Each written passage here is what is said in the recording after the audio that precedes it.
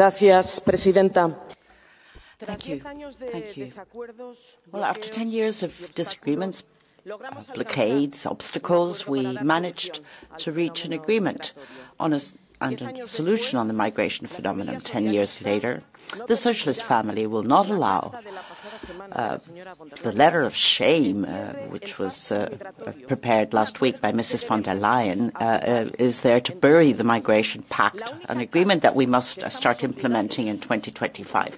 The only charter we are bound by is the Charter of Fundamental Rights of the European Union, a charter that guarantees the right to asylum and prohibits collective expulsions. Indiscriminate deportations, which are not just a question of migration policy, they represent the most unworthy abdication of the values of the European project. Now that the Italian judiciary has ruled that the Meloni government's infamous agreement with Albania is illegal, Mrs. von der Leyen must abandon her inhumane and illegal proposal to set up deportation centres in third countries. It is unacceptable to kneel down before the extreme right to bless a migration model that violates human rights, which until now she considered illegal. Ladies and gentlemen, we know that disinformation, prejudice and hatred of others is the only reason of the existence of the extreme right. What is not or less tolerable is the shameful attitude of the right wing that rejects a diagnosis of immigration based on real data.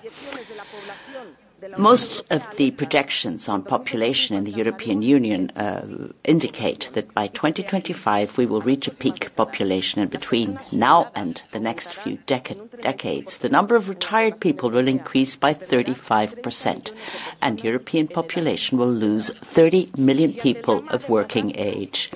In the face of this looming demographic drama, the People's Party says that immigrants come here to receive subsidies, although the reality is that migrants use public services and social benefits less than those born in the EU.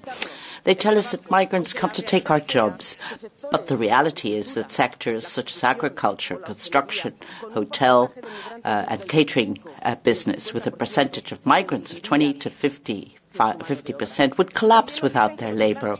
We're also being told that migrants put our loved ones at risk.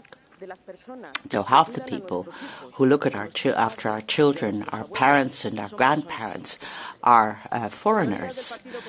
Ladies and gentlemen, the People's Party and the false patriots, you know that irregular entries into the European Union have dropped by 42%. You use the pain of human beings fleeing from death and misery to generate fear and to achieve power.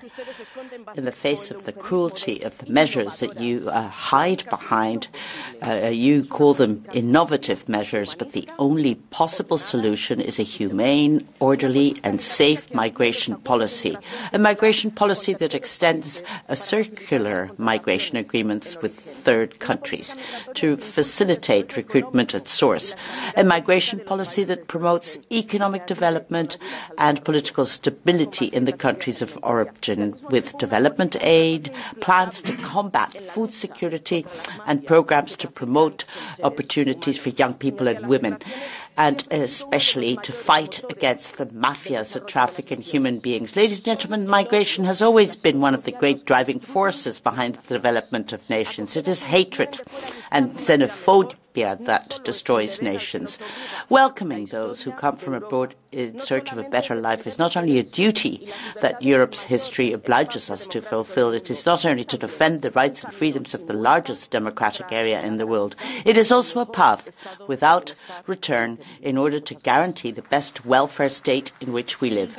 Thank you. Thank you. The next speaker is Kinga Gál for the Patriots for Europe group.